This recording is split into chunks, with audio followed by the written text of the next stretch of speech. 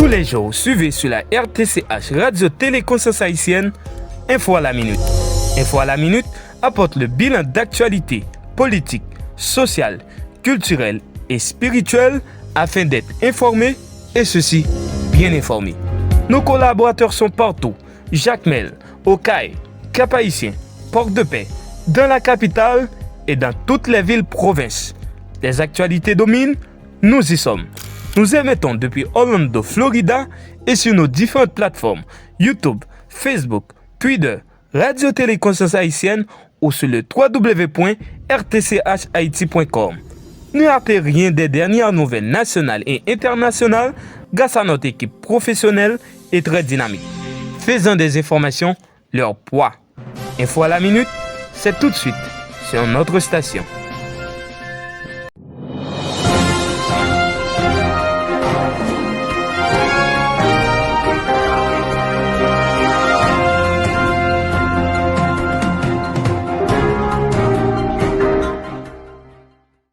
Une nouvelle semaine et un nouveau mois avec son lundi 3 octobre 2022.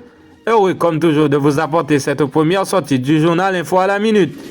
Et c'est moi, Valentin Kerlin, qui vous informe des toutes dernières actualités locales et internationales. En territoire national, à Sodo, un homme dont le nom est Monan Duvelsin a été assassiné par balle chez lui dans la soirée du jeudi 29 au vendredi 30 septembre 2022. Plus précisément dans le département du Centre. Abattu par des individus armés en cagoulé qui ont envahi sa maison, aux environs d'1h du matin à la recherche des évadés de la prison civile de Cabaret qui cachaient chez lui. Toujours dans le domaine de sécurité, samedi dernier dans la 3e circonscription de Port-au-Prince, à Fontamara 27, la jeune écolière Jean-Félix Rémonica a été tuée d'une balle perdue. Âgée seulement de 20 ans, admise en philo, elle a été victime suite aux affrontements armés entre gangs rivaux enclenchés à l'entrée sud de la capitale. Haïti est plus que jamais sous les fils des hautes tensions. Le docteur Lauré Adrien, directeur général du ministère de la Santé publique et de la Population, confirme en conférence de presse qu'il y a une nouvelle flambée de choléra et a déjà pour bilan 8 morts. Tous victimes parce qu'ils n'avaient pas eu le temps de se rendre à l'hôpital. S'agissant des morts communautaires incapables d'avoir accès au moins à une clinique de santé, ces cas ont été recensés à Savane-Pistache, Descaillettes et Brooklyn, en date du dimanche 2 octobre. Ce lundi 3 octobre 2022 marquait officiellement la rentrée des classes pour la nouvelle année académique 2022-2023.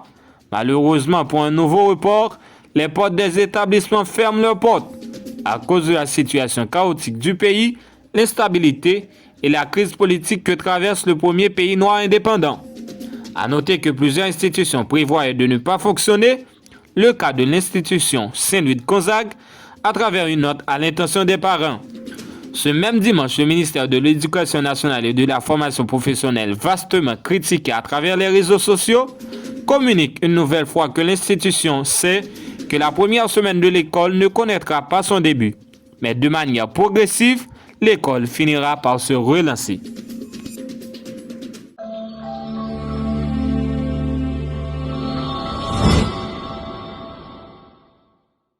En réponse aux autorités gouvernementales et éducatives, principalement le Premier ministre Dr Ariel Henry et le ministre de l'Éducation Nesni Maniga, ce lundi 3 octobre, la population investit les rues de Port-au-Prince et ses environs, sans oublier les différents départements du pays. Plusieurs enfants et militants vêtus de leurs uniformes crient le départ du Premier ministre. À Pétionville comme à Delma, au Champ de Mars, à Carrefour de l'aéroport et tant d'autres, des vagues de manifestations ont été constatées. Tous prônant la non-réouverture de l'école et le départ immédiat du Premier ministre Dr Ariel Henry. Écoutons l'un des manifestants accompagné de quelques enfants au micro de nos reporters. L'école, si petit ça devrait avoir $4 000 pour nous demander $8 000 parce que gaz monté, manger monté, tout bagaille monté dans le pays. Pour nous faire bagaille monté. Les monsieur demandent pour qui raison, ils disent c'est Ariel Henry parce que c'est Ariel Henry monté gaz, tout directeur, tout professeur dit c'est Ariel Henry monté gaz. Il n'y a pas de possibilité eux-mêmes parce qu'il faut payer professeur.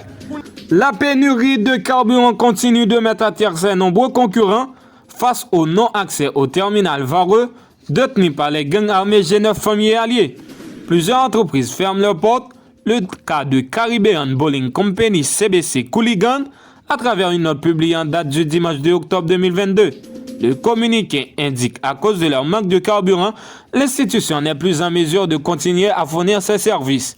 C'est le cas presque semblable pour les banques commerciales qui, eux, modifient leurs heures de fonctionnement.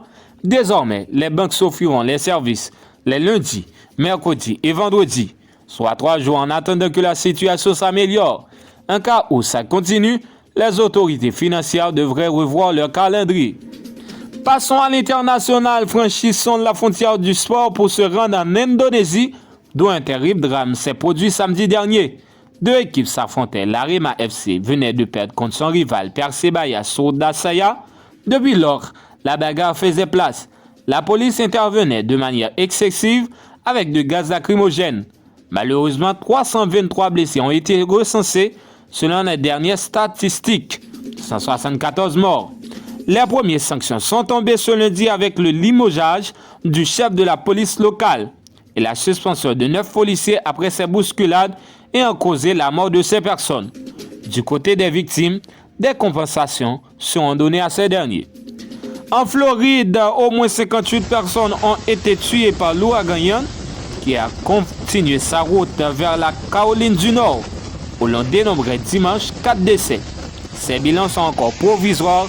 La recherche continue selon les autorités. Fin de notre première sortie pour cette nouvelle semaine. Le temps de vous souhaiter un bon mois d'octobre. Sachez que l'on vous aime beaucoup et que notre prochain rendez-vous pour demain, vous ne devez pas le rater. Allez, faites-vous du bien.